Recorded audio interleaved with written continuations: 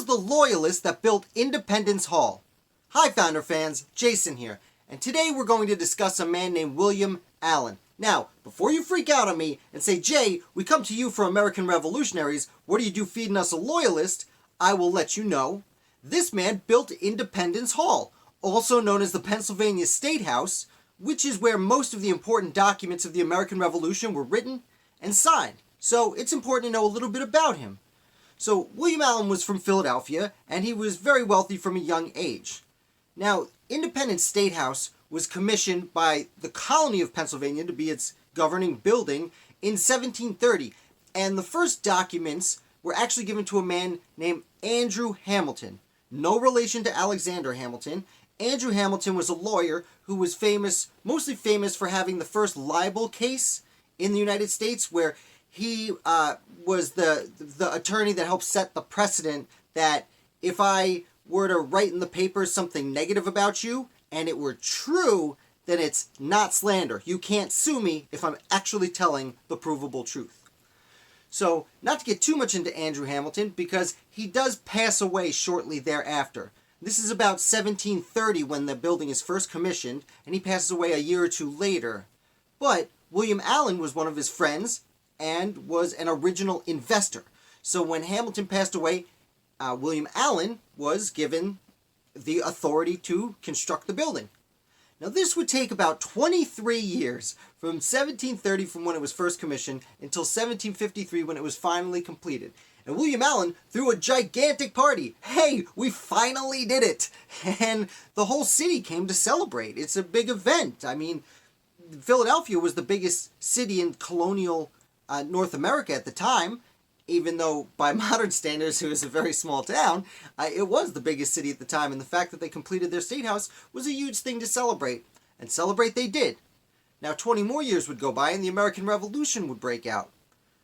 William Allen was not a fan of the laws Great Britain was making and Parliament was passing on behalf of its colonies. But he also did not think independence was the way to go. He did not think violent revolution was the way to go. And he actually traveled to England to protest. And he wrote a fairly well-received pamphlet outlining the grievances of the colonists and presenting some ways that he thought it could be resolved.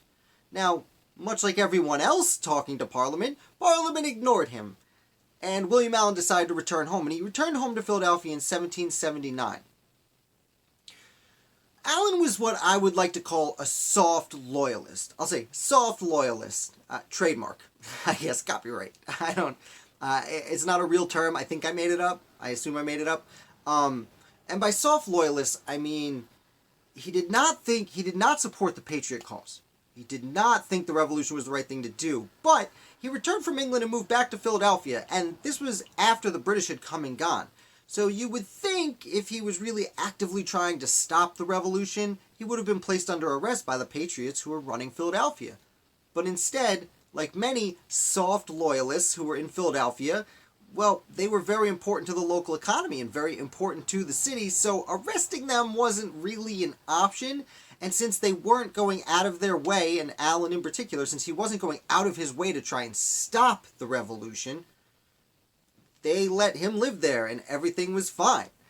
Now, unfortunately for Allen, he would pass away of old age the following year in 1780, so he would not see the end of the revolution. Although, to be fair, it would not have been surprising had he lived that he played a larger role in the revolution.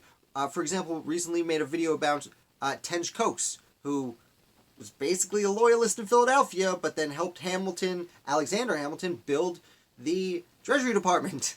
Because once the revolution was over, we had a country to start. Again, unfortunately, for William Allen, he did not make it that far, and he passed away as a loyalist. And I'm not trying to defend him or accuse him or be either way about him.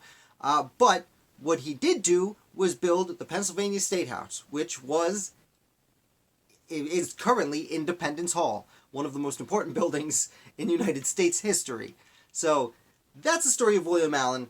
That's a little bit about Independence Hall. I hope you enjoyed this video. If you did, please hit like. That helps me out a lot. If you're new here, please hit subscribe. We have a live video tomorrow at 3 o'clock. If you're sitting around with nothing to do because we are all told to stay home right now, come join us live video. We chit-chat about the articles I wrote last week. And I also put out videos 5 days a week, though if you're watching this, you might already know that. Thank you so much for watching, and I will be back to you with a live video at 3 o'clock tomorrow.